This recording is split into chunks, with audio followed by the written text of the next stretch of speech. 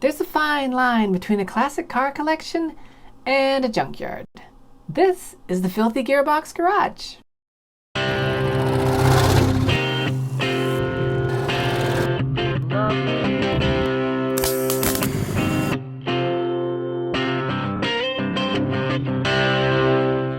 What's sort of the deal with me and old VW buses and campers? My dad was a VW mechanic, and we had a yard full of Volkswagens growing up, and we've always had a camper somewhere. So when I was like 8 years old, we took a couple of road trips in an old red 1969 camper, and then that one fell apart in the yard, and then when I went to college in Georgia, my dad and I fixed up another one, and it was a little bit rough when we first got it, and we sort of redid it, and we even repainted it, and we kept it for about 5 years and then sold it, and it went off to California, and who knows if it's still around anymore. But anyway, from my dad I got two buses, one which is a camper, red camper, which I used to drive, but it got kind of rough, so I took it off the road, and then this other blue one, which I drive around a little bit, and I'll do a whole project thread about that one. And then the one that's the main topic of this show, which is this green 1969 bus, which I recently got as a project car. I bought this bus from someone I knew, got a pretty good deal on it. The idea was to buy it and then to take my expertise and my knowledge about these things growing up, and also since my dad was a hoarder, we had like garages and garages full of parts. And if people are wondering, like, oh, where do you get parts for these things? Well, you know, I go to swap meets and I sell parts, so usually I'm the person that they go to when other people are needing parts for these things. So for me to get one that needed a lot of little parts, I was in a very good position for that. So hence this green one. And so we should just take it from when I first got it, and we'll just see what this thing looked like when I first bought it. So it has arrived. My new 1969 Delta Green VW bus has arrived. And let's take a look at it and see just how good it is or just how bad it is. Alright. So let's just look around the exterior here. Got kind of a bad rusty spot right here. I think someone had replaced the nose, so that's not good around the antenna. That's not so great. The bottom of this door isn't quite so wonderful. Someone had replaced the dog legs. Sliding door's pretty good. A little bit of rust under here. This part's not too bad. In the back here, we've got some more Bondo that's flaked off. Definitely some crusty spots here. Yeah, I'll do interior a little later. This corner is not so great. This was the biggest piece of. So that was a chunk of Bondo that flaked off of that. And what's under there is not so great, so I may have to replace this whole panel. It has these flower stickers all over it, which are kind of randomly all over the whole thing, and I'm gonna take them off because I don't think they quite work. Yeah, I think they did a lot of. Looks like they did a lot of painting over. They just painted over a lot of problems on this thing. So yeah, there's a couple of holes. There's a hole there. Kind of some holes there. This is a little rough in here. A couple spots here. It's pretty solid underneath though. The axle beam is in really good shape. All these jacking points and those two main rails there are really solid. It's solid where it needs to be, and it's a little crusty along the edges.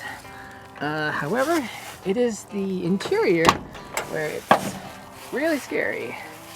So, door panels are off. There are some door panels in the back. They're not in the greatest shape. The wiring looks like it's probably pretty good and hacked. The dashboard is absolutely abysmal. There's like cracks along here, cracks here, there's cracks there. This piece that houses the instrument, the glass is all fallen down. This is kind of broken. This piece has a significant crack along here, which I'm not sure if I'm going to be able to fix that if I don't have this piece.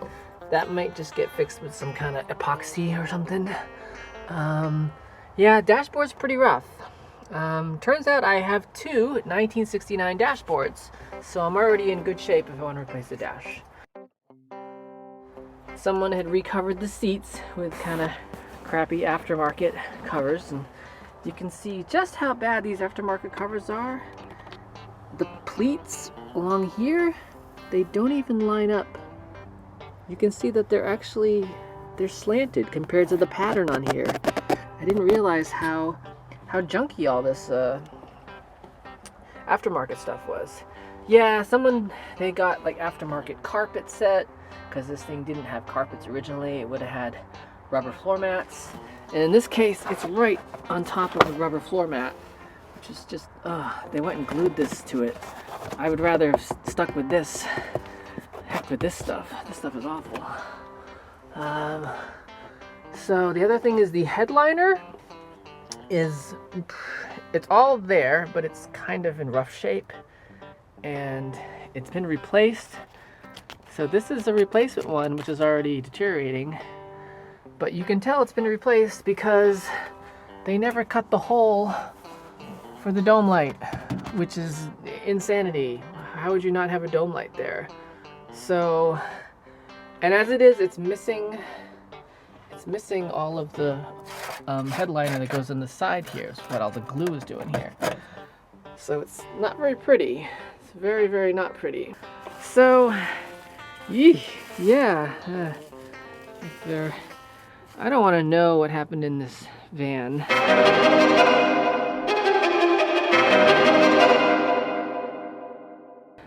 This was someone's idea of a camper kit.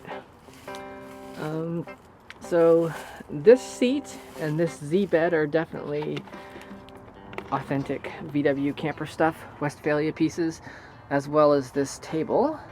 And then there's another table here. This would have gone on the ice box that's here. And then there's this piece here, which is just a piece from the side cabinet that's not here, but I can salvage the hooks off of it. So it's not a proper camper kit. Someone started to put a proper camper kit in this, and they have the Jalouse windows here, but no screens. And those don't look like they seal very well.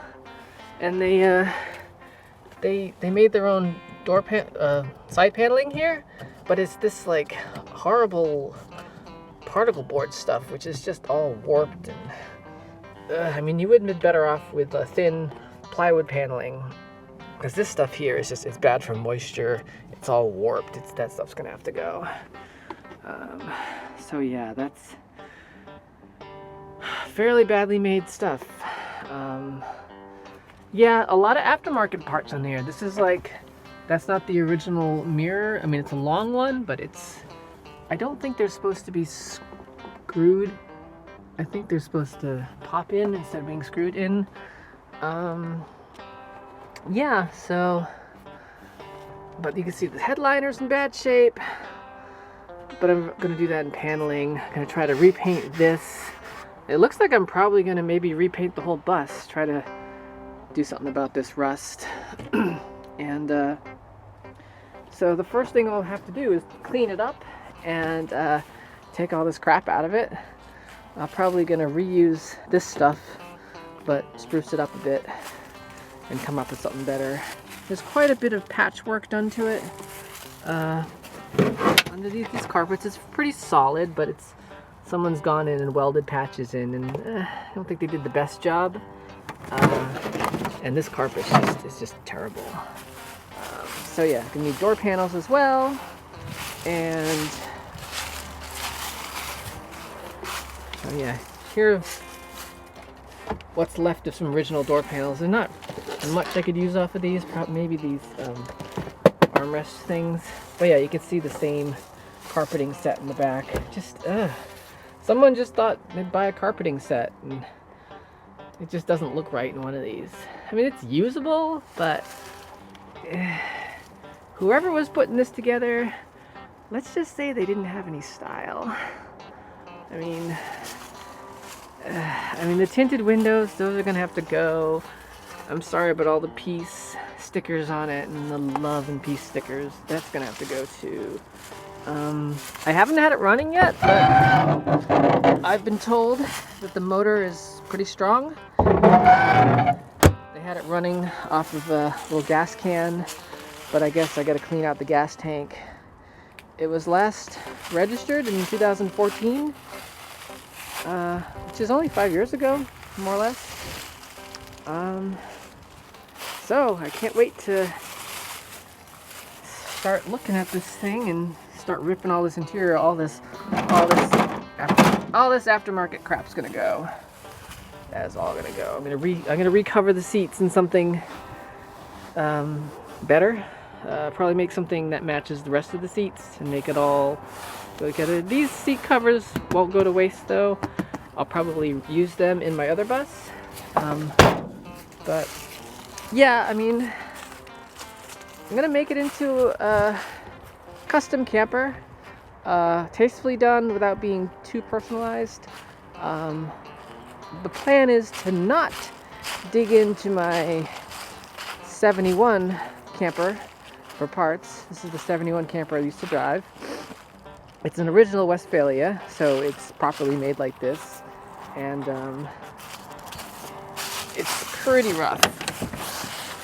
So yeah, this has the entire camper kit, and even the upholstery on my camper is in really good shape. So even if I was gonna salvage this kit for the green one, it would never be, you know, I couldn't be able to use the pop top. Since I can't use the pop top, I wouldn't be able to use the ceiling panels. You know, if you can't use the ceiling panels, then you might as well stick with the kit that's in the green one and just build something interesting around that.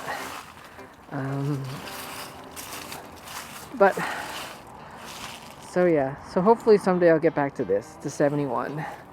This is a good car.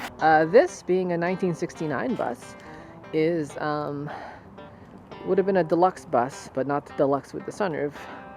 But the color scheme usually would have been green all the way up to the gutter instead of the white starting at the belt line.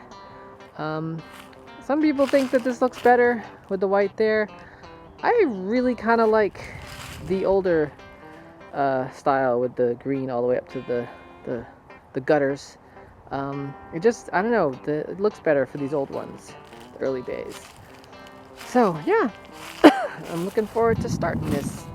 I'm starting to attack this rust and drive around the yard a bit. A lot of work ahead of me though, let's just say that.